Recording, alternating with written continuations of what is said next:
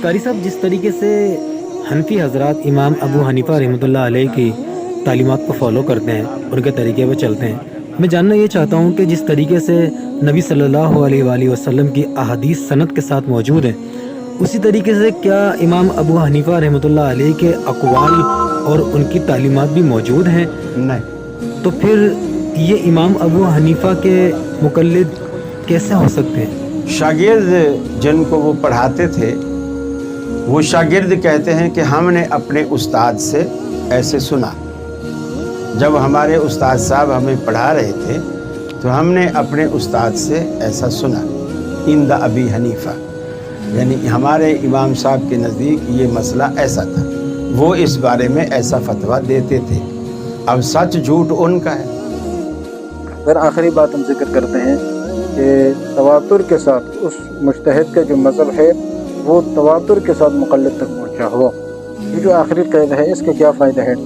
इसका फ़ायदा ये है कि तवातुर के साथ बाज़ लोग एतराज़ करते हैं कि आप ये बताएं फ़िक़्ह हनफ़ी, ठीक है ना, फ़िक़्ह हनफ़ी जो है इसकी कोई सनद हमें दिखाएं, इसकी क्या है सनद हमें दिखाएं। तो हम जवाब ये देते हैं कि भाई फ़िक़्ह हनफ़ी ये तो मुतवातिर है, ठीक है, और मुतवातिर चीज़ जो है उसके अंदर सनद नहीं मांगी जाती। हज़रत अस्क़लानी रहमतुल्लाह फरमाते हैं कि जो चीज़ें मुतवातिर है उनमें बहस नहीं की जाती है सनद की, ठीक है ना। इसलिए जो कहते हैं फ़िक़्ह हनफ़ी की सनद दिखाओ, तो इसके हम दो जवाब देते हैं। एक जवाब तो ये देते हैं कि भाई फ़िक़्ह हनफ़ी मुतवातिर है और मुतवातिर चीज़ के अंदर सनद नहीं मांगी जाती। हमारा फ़िक़्ह हनफ़ी सारा तवातुर के साथ आया, यानी उस ज़माने से लेकर आज तक सारे जो दुनिया है वो इसी पर अमल कर रही है कि भाई ये फ़िक़्ह ये मसाइल जो है ना उनसे मरवी है और इस पर तवातुर चला आ रहा है, इसलिए उनमें सनद की ज़रूरत नहीं है। अच्छा, फिर हम इल्ज़ामी जवाब ये देते हैं कि अच्छा अगर आप सनद ही को मोतबर मानते हैं फिर क्या आप कुरान करीम की एक एक आयत की सनद दिखा सकते हैं? सिर्फ सूरह फातिहा आप इस तरह से साबित नहीं कर सकते हैं, उसमें 6 या 7 आयत हैं।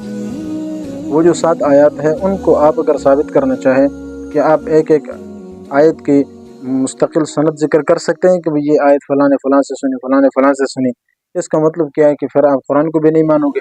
इस तरह से तो फिर आप बुखारी को भी सही साबित नहीं कर सकते हो।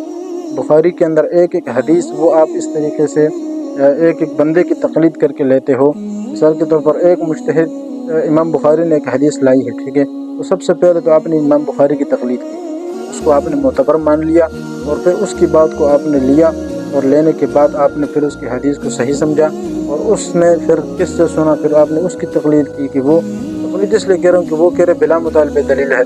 तक़लीद का माना क्या है कि बिला मुतालिबे दलील किसी की बात को लेना। तो इमाम बुखारी ये वही बंदा है या ये सही बंदा है, इस पर आपके पास क्या दलील शरई? आपने कोई इनसे दलील मांगी पूछी है? ये तो बस तवातुर से चला आ रहा है ना कि भाई ये हदीस है बुखारी, ये हमारे पास है और पूरी दुनिया का एतमाद है इस पर। तो इस एतमाद को छोड़ो, आप तो सनद की बात करते हैं ना, तो सनद की बात जब आएगी तो इमाम बुखारी रहमतुल्लाह से आपने कौन सी सनद मांगी है? ठीक है, या यही इमाम बुखारी, ये जो सही बुखारी है ये इमाम बुखारी की है या नहीं है, इस पर आपके पास क्या दलील है?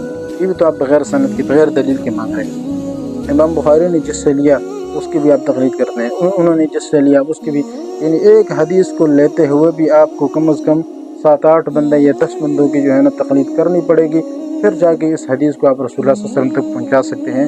बग़ैर तक़लीद के आप एक एक रावी पर एतमाद करके और बिला मुतालिबे दलील एतमाद करके ले रहे हैं, वरना कोई दलील पेश करे ना, इसी को तो तक़लीद कहते हैं। ठीक है, अगरचे हम तो इसको मुतालिबे दलील के बिला मुतालिबे दलील मान रहे हैं, लेकिन आप इसको फिर भी तक़लीद कहते हो, शिर्क कहते हो, तो फिर आप कैसे साबित करोगे इस चीज़ को?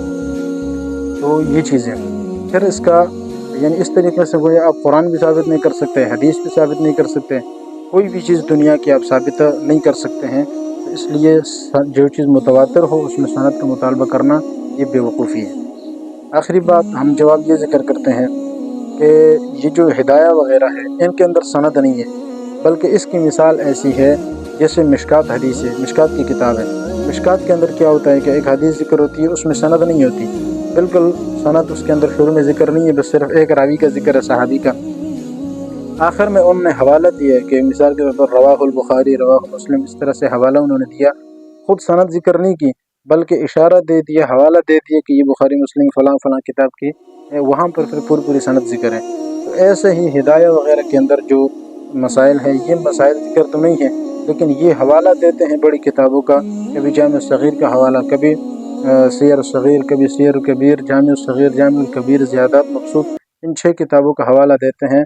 تو اس طریقے سے جب وہاں حوالے، تو وہاں آپ دیکھیں کتاب الآثار امام ابو یوسف رحمہ اللہ کی، امام محمد رحمہ اللہ کی جو کتاب ہے موطا امام محمد، وہاں پر ساری چیزیں دلائل کے ساتھ آپ کو ملیں گی۔ اس لیے یہ مطالبہ، یہ کہنا کہ بھئی سند نہیں ہے، یہ بات بالکل کیا ہے، غلط ہے۔